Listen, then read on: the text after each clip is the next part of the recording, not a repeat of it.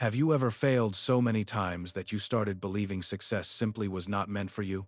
Not once, not twice, but over and over again until every new attempt felt foolish, and every dream started feeling impossible. Tonight, on Lessons for Life Tales, this is the story of a man who lost everything 7 different times before building a $10 million company.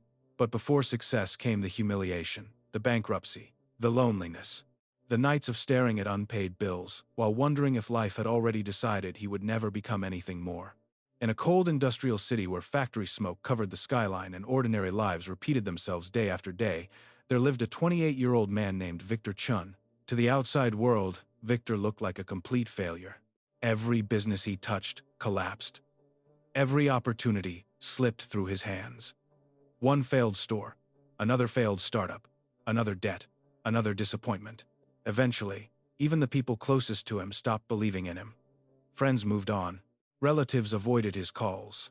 And after losing everything, Victor found himself broke, hopeless, and sleeping in the same childhood bedroom he thought he had escaped forever.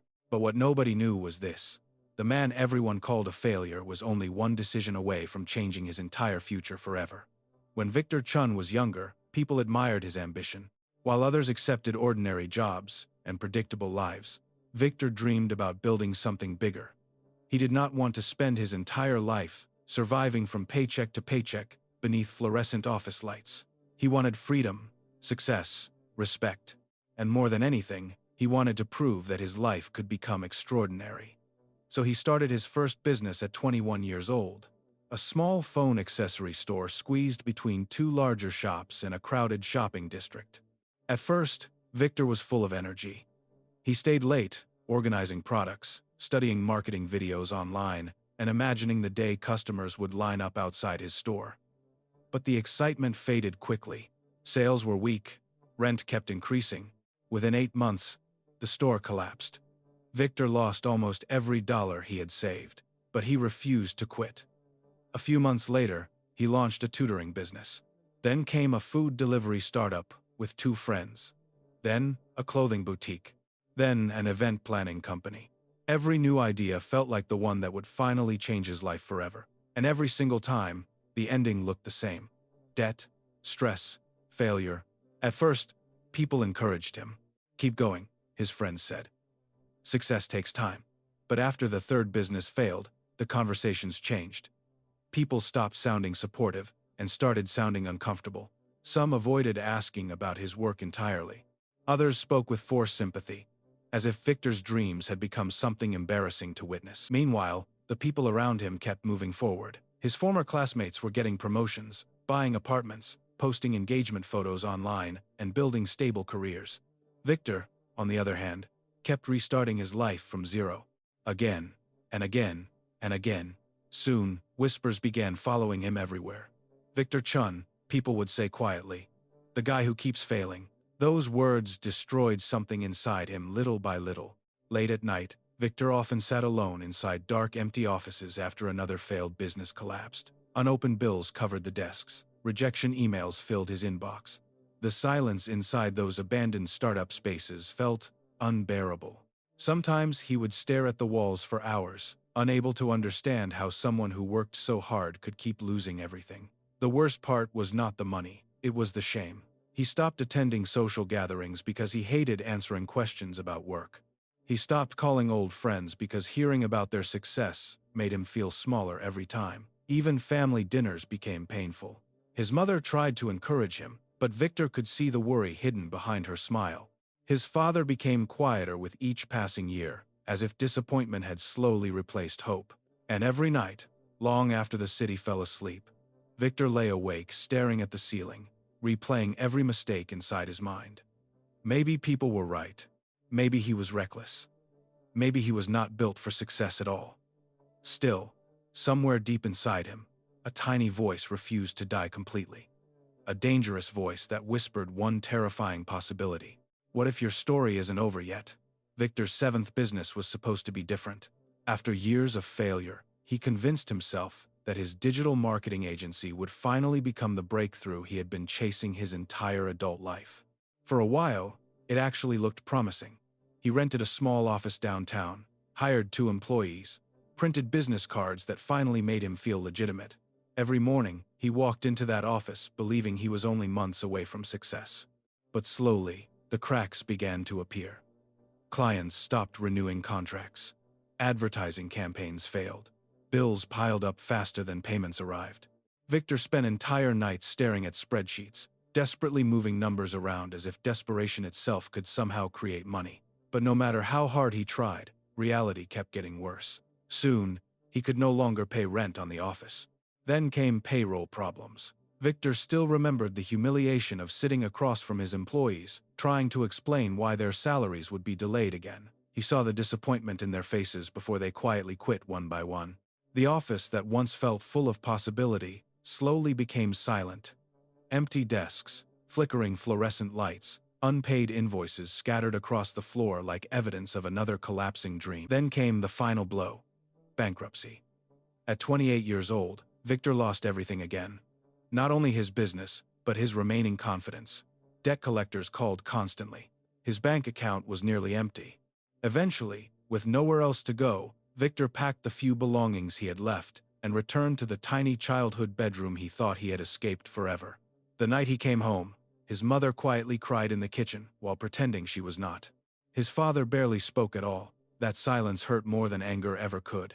Victor sat alone on the edge of his old bed, staring at faded childhood posters still hanging on the wall. The room felt smaller now, suffocating. Like life itself was closing around him. For the first time in years, he stopped blaming bad luck. Deep down, he started wondering if everyone else had been right all along. Maybe he simply was not meant to succeed. Maybe some people were born to build great lives, and others were born to watch from the sidelines forever. And yet, somewhere beneath the exhaustion, humiliation, and emotional collapse, one final thought still refused to die completely. One more try? After losing his business, Victor stopped calling himself an entrepreneur. The word felt embarrassing now. Instead, he took the only job he could find, quickly working as a waiter inside an expensive luxury restaurant downtown.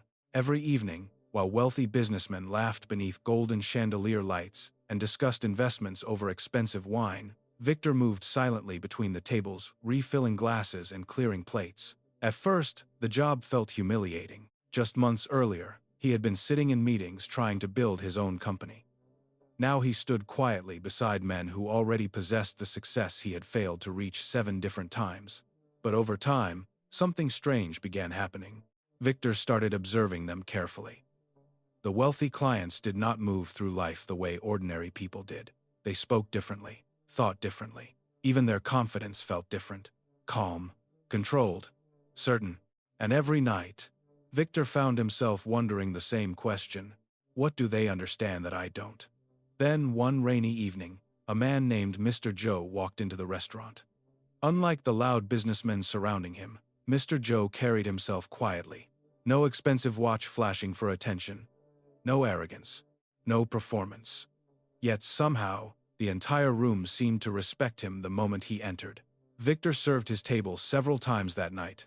Before leaving, Mr. Joe studied Victor carefully for a moment and asked a simple question. "You look exhausted," he said calmly. "What happened to you?" Something about the man's voice felt different. Genuine, without judgment. And for reasons Victor still could not fully explain, he told him the truth. The failed businesses, the debt, the bankruptcy, the humiliation, all 7 failures. Victor expected pity, maybe polite encouragement. Instead, Mr. Joe leaned back slightly and smiled. 7, he said softly, "that's all?" Victor frowned in confusion. Mr. Joe took a slow sip of coffee before continuing. "I failed 11 businesses before I became successful." For a moment, Victor thought he had heard him wrong. 11 failures? The man sitting across from him owned multiple companies worth millions of dollars. People respected him, admired him.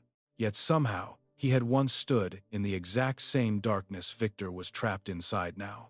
That realization hit Victor harder than anything he had heard in years. Mr. Joe looked directly into his eyes. "Most people never become successful," he said quietly, "because most people never truly try even once. They quit after discomfort. They quit after embarrassment. They quit before the process has time to work." The restaurant noise faded into the background, while Victor listened in complete silence. Something inside him was waking up again. Not confidence yet, but curiosity, hope. Then Mr.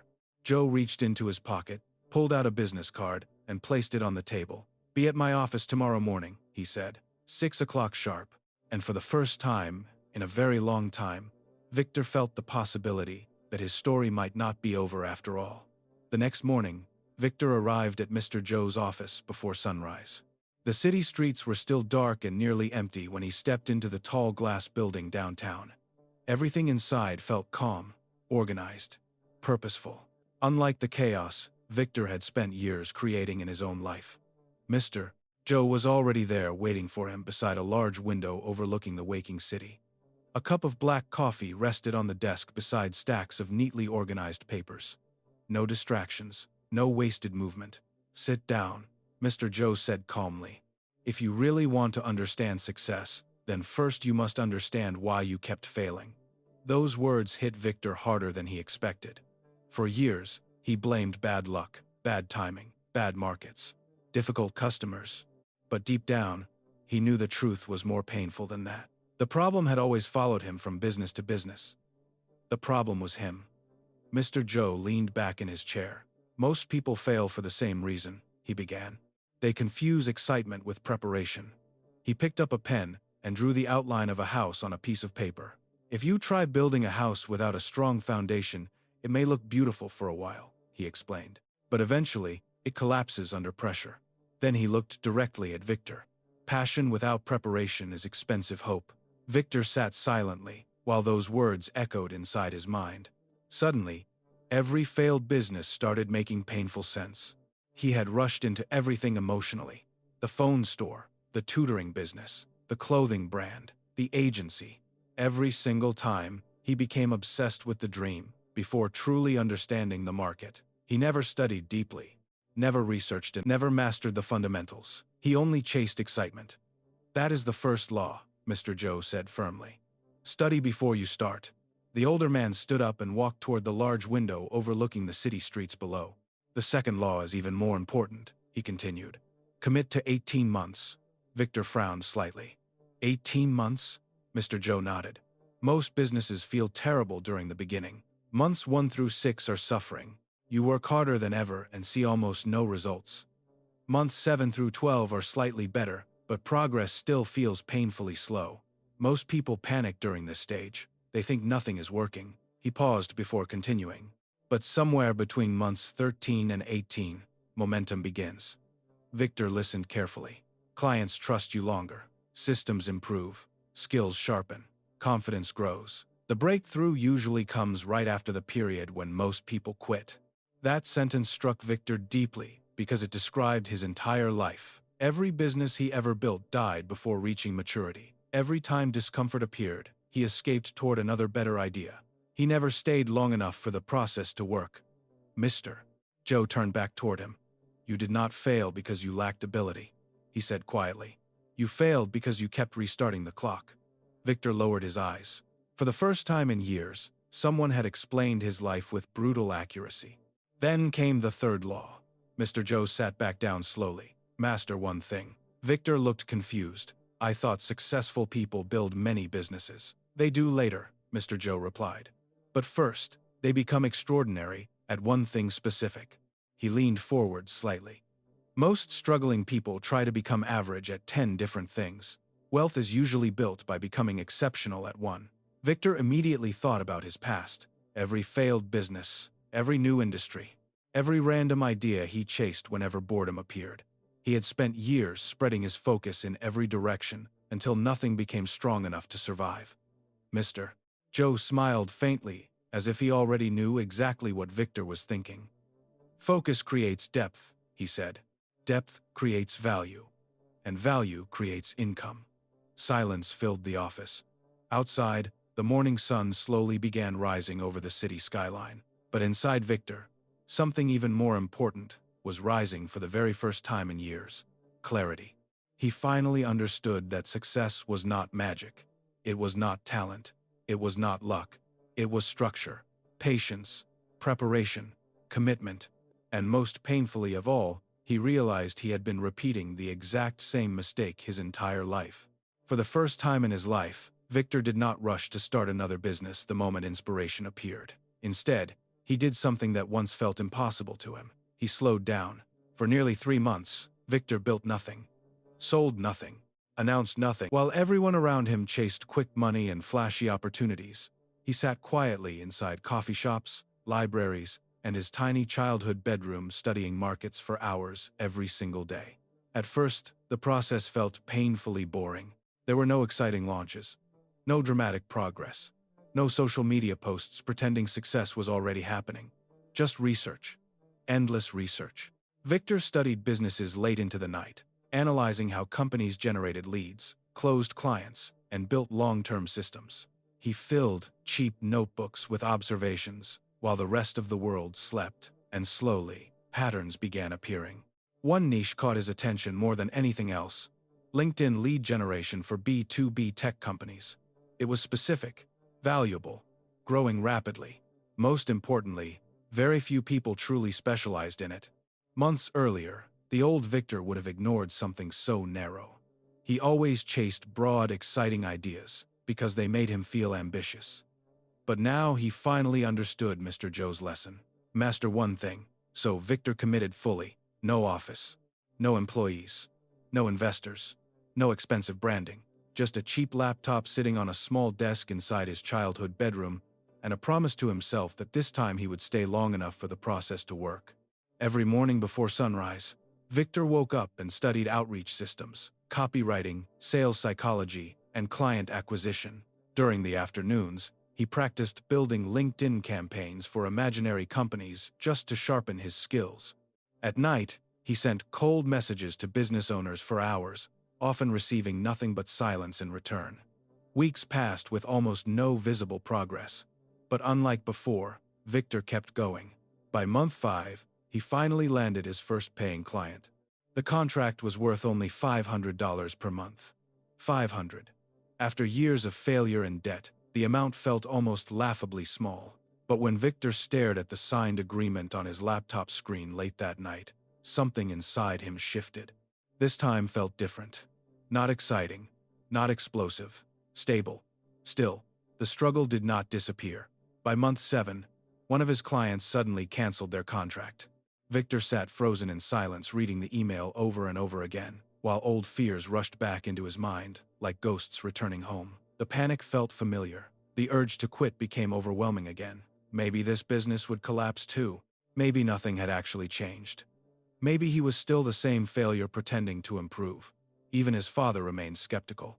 One evening during dinner, the old man looked at Victor and quietly asked, "Are you sure this is going anywhere?" The question hit harder than Victor expected. That night, he sat alone in darkness, staring at his laptop screen while doubt slowly tightened around his chest. Part of him desperately wanted to escape again, to abandon everything before another failure could fully destroy him. Then suddenly, Mr. Joe's voice echoed through his mind. "This is supposed to be hard." Victor closed his eyes for a long moment. For years, he believed struggle meant something was wrong. Now he finally understood the truth. Struggle was part of the process. The slow months, the uncertainty, the rejection, the loneliness. This was not failure. This was the price of staying long enough to grow. So the next morning, Victor woke up before sunrise once again, and continued anyway. Something began changing around month 10, quietly at first, almost invisibly. Clients who normally disappeared after a few weeks suddenly started renewing their contracts. Business owners began replying with appreciation instead of skepticism. Then referrals started appearing. One client recommended Victor to another, then another. For the first time in years, momentum was finally moving in his favor. Victor still worked from the same small childhood bedroom with peeling walls and an old wooden desk pressed against the corner window. But now, every morning felt different. The fear that once followed him constantly was slowly being replaced by something unfamiliar. Stability. His monthly income climbed to $3,000, then $8,000, then $12,000. Each increase felt surreal, because Victor remembered exactly where he had started, broke, ashamed, and sleeping in the same room after bankruptcy destroyed everything. But the biggest moment came nearly 18 months after meeting Mr. Joe. Late one evening, Victor sat alone in darkness, staring at the revenue dashboard glowing on his laptop screen. $28,000 in 1 month. He refreshed the page 3 separate times because part of him still could not believe it was real. Then suddenly, emotion hit him all at once. Victor covered his face with trembling hands as tears filled his eyes, not because of the money itself, but because he finally understood what had actually changed. For the first time in his life, he had stayed long enough to see the process work. With shaking hands, he grabbed his phone and called Mr. Joe immediately. The older man answered calmly. "Hello." Victor could barely speak. 18 months, he whispered emotionally. "You were right." On the other side of the phone, Mr. Joe laughed softly. "No," he replied. "You finally stopped quitting." Soon, Victor hired his very first employee, then another. The business continued growing steadily, but what mattered most was no longer the income. It was who Victor had become during the process. One evening, his father quietly walked past the bedroom where Victor had once returned after bankruptcy. The same room that once held shame, debt, and hopelessness was now filled with strategy notes, client plans, and business calls. The old man stood silently for a moment before smiling faintly to himself. And somehow, that small smile meant more to Victor than any amount of money ever could. Years later, Victor stood on a conference stage, speaking to a room filled with young entrepreneurs who reminded him of the person he used to be: ambitious, exhausted, and secretly terrified of failing again. For a moment, he looked out across the audience before smiling quietly. "Failure is not permanent," he said calmly. "Most people think successful people never fall down. That's not true. The difference is that successful people keep showing up one more time than they fall." The room became completely silent. Victor explained that failure was never punishment. It was tuition. Every mistake taught him something success never could. Persistence became his identity. Consistency became stronger than talent. And in the end, he realized something powerful. Success does not belong to the smartest person in the room. It belongs to the person who refuses to stop. And now, before this story ends, here is your challenge. Try one more time. One more attempt. One more day of refusing to quit on the future you truly want. And before you leave, comment below with your current attempt number because your story may not be over yet. If this video inspired you, like, share, and subscribe to Lessons for Life Tales for more life-changing stories every week. Remember this: your breakthrough is not as far away as you think.